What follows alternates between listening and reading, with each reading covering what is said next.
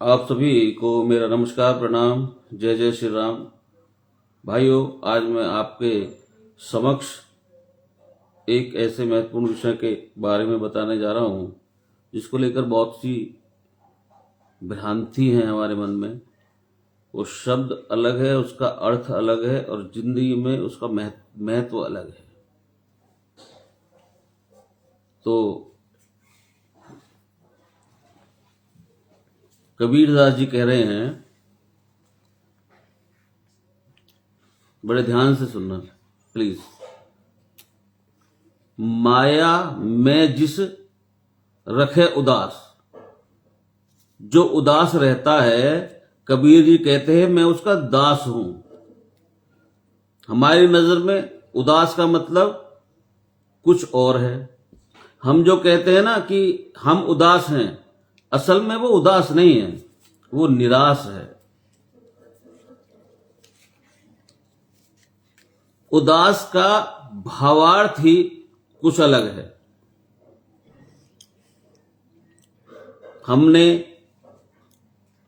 आपने अपने सामान्य जीवन में उसको उपयोग करना शुरू कर दिया कि अमुक व्यक्ति उदास बैठा है। उदास एक आध्यात्मिक अवस्था है। हम जो बैठे होते हैं वो निराश बैठे होते हैं, उदास नहीं। अब ये समझना है कि निराशा क्या है और उदासी क्या है। कई बार मैं सोचता हूं कि अभी तो हम अध्यात्म में बिल्कुल जीरो है। हर शब्द का कितना गहरा अर्थ है और एक एक शब्द यदि उसका पूर्ण रूप से विस्तृत वर्णन करें तो सब कुछ समझा देता है एक वर्ड ही। शब्द सबसे अधिक शक्तिशाली चीज क्या है इस दुनिया में? शब्द।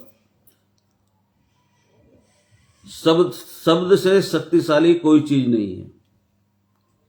और उस शब्द का अर्थ, इसीलिए कई कई अर्थ होते हैं, आध्यात्मिक ज्ञान में तो विशेष रूप से। ये अब मैं बताता हूं आपको कि विण गुण कीते भगत न होई,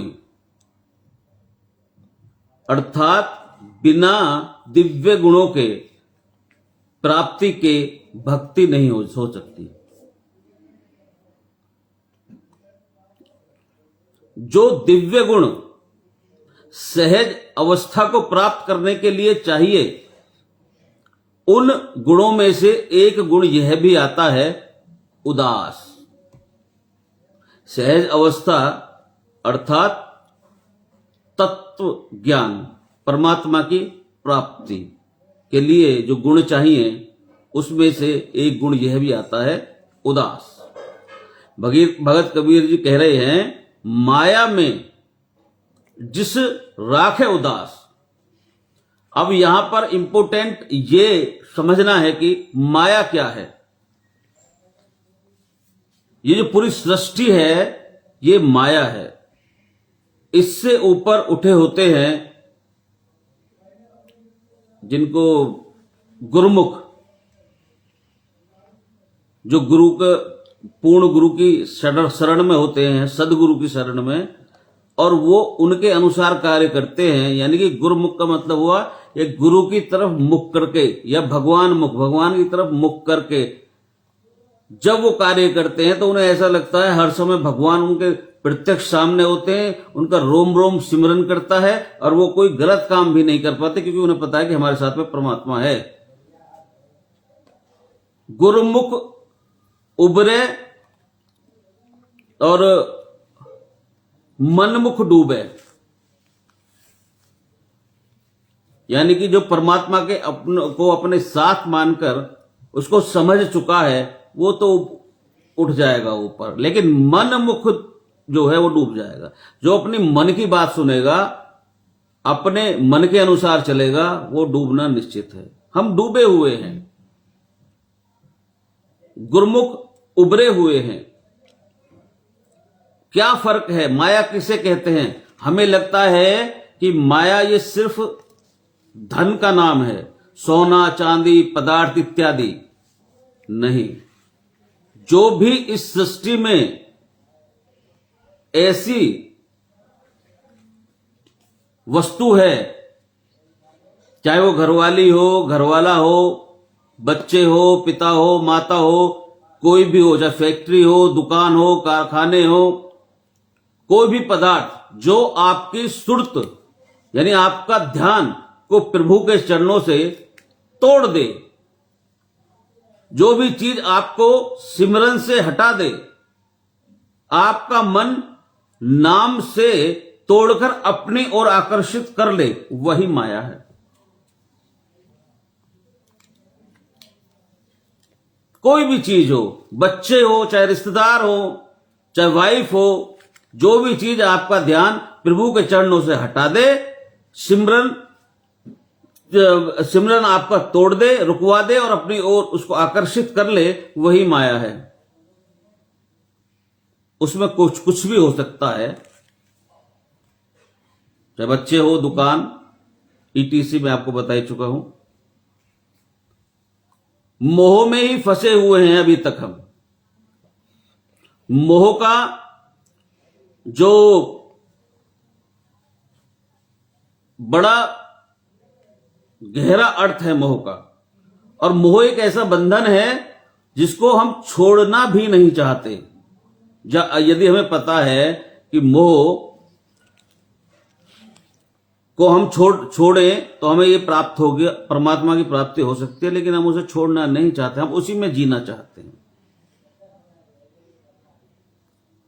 इसी को मोह का बंधन कहा जाता है कि एक तरफ फंक्शन हो रहा है और सिमरन टूट गया। मोह के बंधन हैं। अब मुझे ही ले लीजिए आप, कैसे मोह के बंधन में मैं आया। शुरुआत प्रभु श्री राम के नाम से की, और श्री राम के नाम से शुरुआत की, तकरीबन 1 साल हो गया होगा, लेकिन बोलते बोलते प्रभु की कृपा हुई, पॉलिटिक्स में चला गया। अब ये क्या है? ये मोह ही तो ले गया मुझे उधर। ऐसा नहीं है कि परमात्मा ने मुझे उसमें कोई सफलता ना दी हो, बहुत सफलता मिली, परंतु मैं मोह की वजह से तो चला गया। तो परमात्मा, उसका अर्थ, दिक्कत, समस्या क्या हुई उसमें कि मैं उधर जब चला गया तो मेरी जो अपनी परमात्मा के प्रति राम का नाम में जो थोड़ा बहुत लेता था वो मेरा छूट गया। तो जब राम के नाम से मुझे हटा दिया और अपनी ओर आकर्षित कर लिया तो वो माया है, वही मोह का बंधन है। मुझे पद प्रतिष्ठा की लालसा, यही तो मोह का बंधन है। इसी में बंधे हुए हम हैं। एक्चुअली हम अटैच होते हैं। अटैच, मैं इसको थोड़ा डिटेल से समझ लें, अटैच क्या होता है। जो रियल लाइफ एक्सपीरियंस है हमारे बड़े बड़े महापुरुषों का, उनका कहना है अनअटैचमेंट होना चाहिए। अनअटैचमेंट मीन्स रहना साथ में है पर अटैच नहीं होना है, अटैचमेंट नहीं होना है। भगवान बुद्ध तो कहते हैं कि अटैचमेंट ही सारे दुखों का कारण है, और यही हमारे वेदों शास्त्रों का मूल है। जब तक हमारे मन का जुड़ाव है किसी भी चीज से, दुख तो तभी है। एक घटना मैं आपको सुनाता हूं, आपको इससे थोड़ा सा समझ में आएगा। एक आदमी अपने बीवी बच्चे को छोड़कर, जैसे पहले जाया करते थे व्यापार करने के लिए, फिर काफी दिनों में लौट के आया करते थे, तो छोड़कर व्यापार करने चला गया। कई साल तक बाहर रहा। कई सालों तक बाहर रहने के बाद अब वो वापस आ रहा है, व्यापार अपना खत्म करके, धन दौलत लेकर के वापस आ रहा है। अब रास्ते में वो रात हो गई तो रुकने के लिए उन्होंने धर्मशाला, एक उस कमरा ले लिया धर्मशाला में, और जितने भी नौकर या उनके साथ में लोग थे वो भी वहां पर सो गए। अब उसका बेटा बड़ा हो गया, कई साल लग गए उसको, 5-6 साल का बालक वो छोड़ के गया था, तो 10-12 साल की वहां रहा, तो 16-17-18 साल का हो गया होगा, यानी जवान हो गया होगा। अब जो वापस आ रहा है तो रास्ते में धर्मशाला है, धर्मशाला में वो रुका।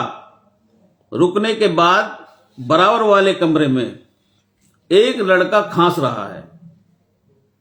उसने कहा, अपने लाव लश्कर के साथ वो लैस था, उसने अपने नौकर से कहा कि भाई ये कौन है लड़का जो खांस रहा है, इसको जरा जाके देखो कि ये कौन है। तो उसने कहा कि जी एक लड़का है, उसकी तबीयत खराब है, वो खांस रहा है। तो उसने कहा कि इसे मना कीजिए कि हमारी नींद में खलल हो रहा है, विघन हो रहा है। अबे बड़े सेठ जी हो गए, अब लश्कर वाले हैं, धनाढ़ हैं, अब किसी की कहां सुनेंगे। तो उस लड़के को उन्होंने मना किया, लेकिन खांसी बीमार था, नहीं रुक पाया, दोबारा वो खांसा। तो उसने कहा इस लड़के को उठा करके बाहर फेंक दो, अगर इसकी खांसी नहीं रुक रही है तो।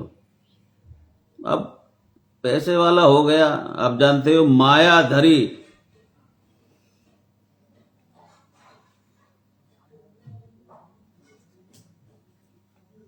मायाधारी अत अंत न भूला। पैसे कमा लिया बहुत, अब कोई परवाह नहीं है।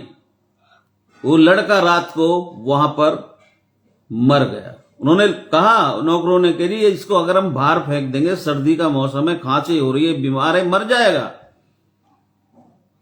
लेकिन वो नौकर थे, माननी पड़ी, उठा के फेंक दिया। अब धनवान है, इसके सामने अब किसी की ताकत नहीं है बोलने की, लाव लश्कर पूरे लैस है। सुबह जब देखा तो उसकी लाश के पास में कुछ लोग बैठे थे। उसने कोई परवाह नहीं की, उसने देखा और घर पहुंचा। जाकर के उसने कहा अपनी घरवाली से कि बेटा कहाँ है। तो घरवाली ने कहा कि आपको ढूंढने के लिए गया है, आपकी जो चिट्ठी आती है उस पर जो पता लिखा होता है, उस पते पर आपको देखने के लिए गया, एड्रेस पर आप तो यहां आ गए हैं, अब वो कैसे आपको ढूंढेगा, वहां तो कोई उसे मिलेगा नहीं। तो वो कहने लगा कि भाई हमारा लड़का हो कैसे गया, जरा उसकी तस्वीर दिखाओ। अब जब उसने तस्वीर देखी तो लड़का वही था। अब सुनना जरा, जिसे फिकवाया रात को वही लड़का था। अब रोना पीटना शुरू हो गया, अब रो रहा है कि ये मुझसे क्या हो गया। अब इस घटना को यहीं रोक देता हूं। समझने की बात इसमें इंपॉर्टेंट ये है, अचानक ऐसा क्या हो गया, लड़का तो वही था, पता नहीं था, अर्थात मोह का बंधन नहीं था। अब मोह का बंधन जाग गया है कि मेरा बेटा है, दूसरे का बेटा नहीं है, मेरा बेटा है। दुख तब हुआ जब अटैचमेंट हुई।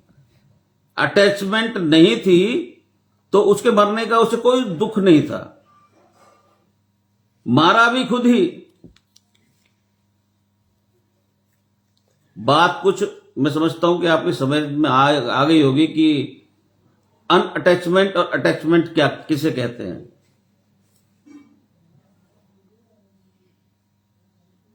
संतों का कहना है, संत कहते हैं, घर में रहो, परिवार में रहो, चिपक कर मत रहो। चिपकने का मतलब मन मत जोड़ लो किसी के साथ। इसको समझने के लिए एक छोटी सी बात मैं बताता हूं कि सर्दियों में जब हम आग सेकते हैं तो थोड़ी जब हम दूर से सेकते हैं तो हमें आराम मिलता है, सर्दी भी कम होती है, आनंद आता है। परंतु यदि हम हाथ ही डाल दें तो क्या होगा, हाथ जल जाएगा, दुख होगा, कष्ट होगा। अगर दूर से सुख दे रही है, थोड़ी दूरी बना रखी है, तो वो आनंद दे रही है, सुख दे रही है। और यदि उसके अंदर ले गए, उसको टच कर दिया, हाथ से उसको टच कर दिया, अटैचमेंट हो गया, तो क्या हुआ? दुख, हाथ जल गया। यही परिवार सुख देगा, यही रिश्ते सुख देंगे। दूरी, मन की दूरी होनी चाहिए, शरीर की दूरी नहीं।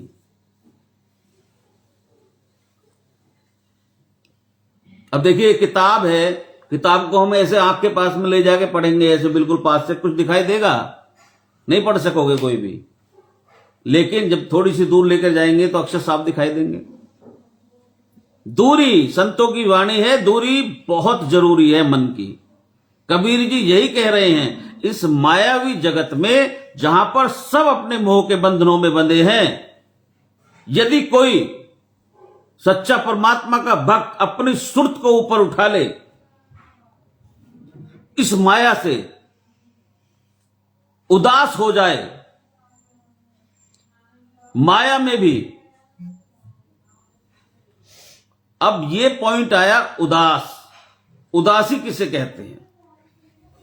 जो अपनी सुरत को ऊपर उठा ले, अनअटैचमेंट कर ले, अटैच ना रहे किसी से भी, लालच में ना आए। लालच में आदमी कब आता है? जब अटैचमेंट होता है। अंगुलीमाल जो था, उससे भगवान बुद्ध ने पूछा, भाई तू क्यों इतना लोगों को मारता है, उसकी उंगली काट, लोग उनकी उंगलियां काटता है, इतनी हत्याएं कर रहा है, सोना चांदी धन इकट्ठा कर रहा है, उसके लिए तू इतने पाप कर रहा है, तुझे इसका हिसाब देना पड़ेगा। वहां तेरा साथ कोई नहीं देगा। कहने लगा, मेरी घरवाली देगी, मेरे बच्चे देंगे, मेरे माँ बाप देंगे, उन्हीं के लिए तो मैं कर रहा हूं। तो भगवान बुद्ध ने कहा, तो जाकर पूछ ले, मैं यहीं बैठा हूं, पूछ के आ, जब तेरा हिसाब होगा। तो वो साथ देंगे तेरा या नहीं देंगे, ये तू जानकारी करके आ, फिर मैं तुझे बताऊंगा। तो जब वह अपने बच्चों के पास गया, बीवी के पास गया, माँ बाप के पास गया, उन्होंने कहा, हम क्यों हिसाब देंगे भाई तेरा? ये तेरा फर्ज है हमें पालना, हम क्यों साथ देंगे? धक्का लगा, अनअटैचमेंट आ गई, ज्ञान हो गई, ज्ञान चक्षु खुल गए। जब हम पाप करते हैं, लोभ में, लालच के वशीभूत होकर, किसकी वजह से करते हैं? वो उसका कारण हमारे बच्चे ही है। अटैचमेंट ही हमसे पाप करवाता है, और दूसरा कोई कारण नहीं है। अनअटैचमेंट सुख देता है। एक मैं आपको और घटना सुनाता हूं। एक आदमी ऊंट लेकर के जा रहा था, उसके पास में कई ऊंट थे, उनको लेकर के जा रहा था, रेगिस्तान में तूफान आ गया। अब वो उन ऊंटों को रोक करके वहां पर खूंटे उसने गाड़े, खूंटे गाड़ करके ऊंटों की गली में रस्सी बांध के उन ऊंटों को उसने बांध दिया खूंटों से। लेकिन एक खूंटा कम रह गया। अब वो परेशान है, अब उस ऊंट को बाहर तूफान में लेकर ही खड़ा है। तो एक सामने महात्मा बैठे हैं, झुग्गी झोपड़ी सी है, तंबू लगा के बैठे हैं। कहने लगे, भाई तू क्या कर रहा है वहां तूफान में, तू अंदर आ जा। तो वो कहने लगा, नहीं मैं अंदर नहीं आऊंगा, अगर मैं अंदर आऊंगा तो भाग जाएगा, खूंटा नहीं है। महात्मा कहते हैं, तू ऐसे एक्टिंग कर, सुनना भाई साहब, वो महात्मा कहते हैं कि तू ऐसे एक्टिंग कर, रस्सी बांधने की, खूंटा गाड़ने की, जैसे तू सच में और ऊंटों के लिए तूने सच में जो गाड़े हैं उस तरह की, ये बैठ जाएगा। अब उसने ऐसा ही किया। अब ऐसा किया तो ऊंट जो है, उसने रस्सी घुमाई, खूंटा लगाया, ये सब किया। अब वो ऊंट जो है बैठ गया। अब सुबह हुई, सारे ऊंट उसने खोले खूंटों से, अब उसको मार रहा है, पीट रहा है, वो उठ नहीं रहा, जिसके वो नहीं थी, रस्सी नहीं थी, वो उठ नहीं रहा। महात्मा जोर जोर से हंसने लगे, कहने लगे पहले भैया इसका खूंटा और इसकी रस्सी तो हटा ले, रस्सी तो खोल। उसने कहा कि खूंटा है कहां? महात्मा ने कहा कि इसके मन में खूंटा है, इसके मन में खूंटा है।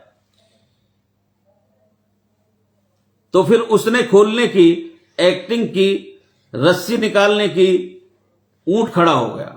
महात्मा जोर जोर से हंसने लगे, कहने लगे यही हाल हमारा है, मेरी घरवाली, मेरे बच्चे, मेरे पिताजी, मेरी दुकान, मेरा मकान, मेरा पद, मेरी प्रतिष्ठा ऐसी रस्सी से बंधे हुए हैं कि कोई रस्सी है भी नहीं और सब बंधे हुए हैं।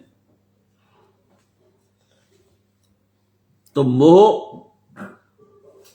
मोह और लालच ही हमको पाप की ओर लेकर के जाते हैं, और हम इनको सिर्फ और सिर्फ अपने बच्चों के लिए करते हैं।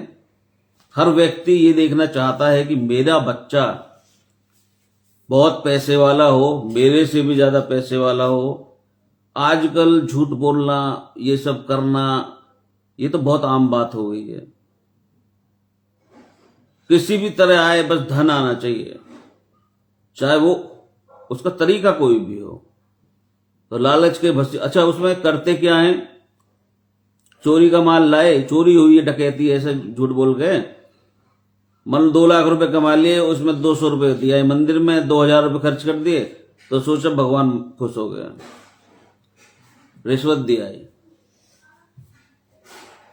भगवान को पैसे की कोई आवश्यकता नहीं है। जो इतनी बड़ी सृष्टि को चला रहा है बिना किसी गार्ड के, पूरी सृष्टि में एक भी गार्ड नहीं है, और उसको चला रहा है, उसे क्या पैसे की आवश्यकता है? उसे आवश्यकता है भाव की। वो अंदर की तरफ देखता है, बाहर की तरफ नहीं। तो भाई अब इससे आगे मैं आपको कल बताऊंगा, उसमें अब यहां से शुरू होगा उदास का असली अर्थ क्या है। उदास के 2 पक्ष हैं, एक नेगेटिव नकारात्मक, एक सकारात्मक। लेकिन यदि अच्छी उदासी लानी है तो नकारात्मक आना जरूरी है, जब भी सकारात्मक की ओर जाएगी।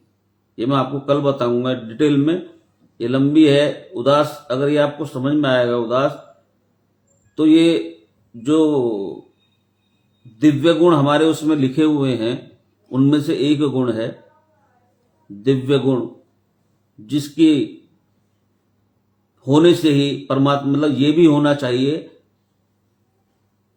अगर ये नहीं होगा तो हम भक्ति, परमात्मा की शुद्ध भक्ति नहीं कर सकते।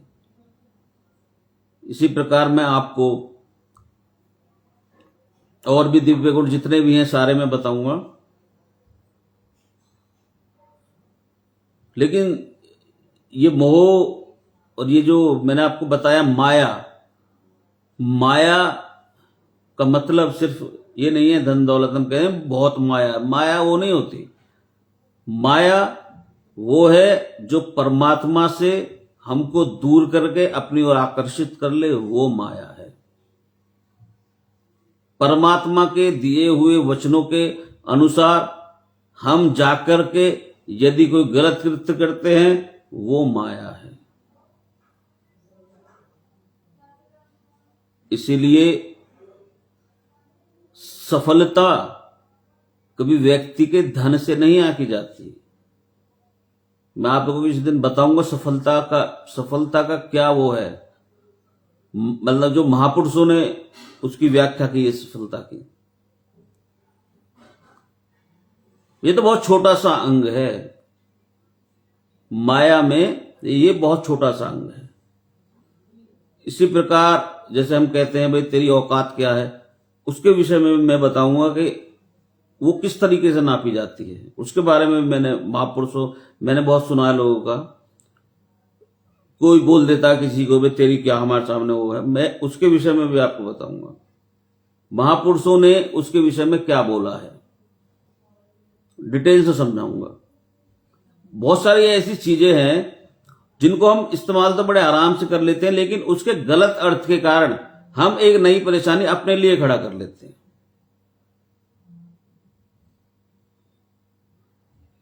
तो उन शब्दों के बारे में हमें जानकारी अवश्य होनी चाहिए कि आखिर इनका इस्तेमाल जब किया तो इसका असली अर्थ क्या है, मूल अर्थ क्या है। यही तो बस अंतर है निराश में और उदास में। उदास वाला किसी भी शब्द को लेके, अगर इसको किसी ने गलत बोल दिया तो उसको लेके उसकी गहराई में जाएगा। निराश वाला दुखी हो जाएगा, क्योंकि वो अंदर की यात्रा करता है उदास वाला। निराश वाला बाहर की यात्रा कर रहा है, वो बाहर को ही सब कुछ समझ रहा है, लेकिन बाहर जो कुछ है सब नश्वर है, नथिंग। जो अंदर है वो सब कुछ है। परमात्मा को खोजना है तो अंदर खोजिए, बाहर कुछ भी नहीं है। सबसे इजी है परमात्मा का नाम, राम का नाम जपिए। मैं तो भाई हर उसमें यही कहता हूं, उससे ज्यादा शक्तिशाली, उससे ज्यादा प्रभावशाली, चाहे हमारी आत्मा हो, चाहे हमारा ये भौतिक जीवन हो, चाहे आध्यात्मिक जीवन हो, सबको प्रकाशमान करने के लिए सिर्फ एक ही चीज चाहिए, राम का नाम। या कोई भगवान शिव को मानता है तो शिव, शंकर, महादेव, कोई भी एक नाम, परमात्मा का कोई भी नाम,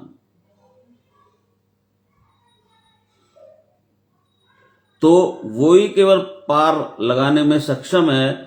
अदरवाइज कोई ऐसी इस संसार में कोई कर्म कांड ऐसा नहीं है, कोई संसार में कोई पूजा पाठ ऐसा नहीं है जो उस चीज को हमें प्राप्त हो जाए, प्राप्ति जिसके लिए हमने जन्म लिया है।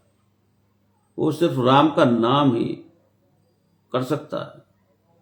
Otherwise there is no way to know about the God.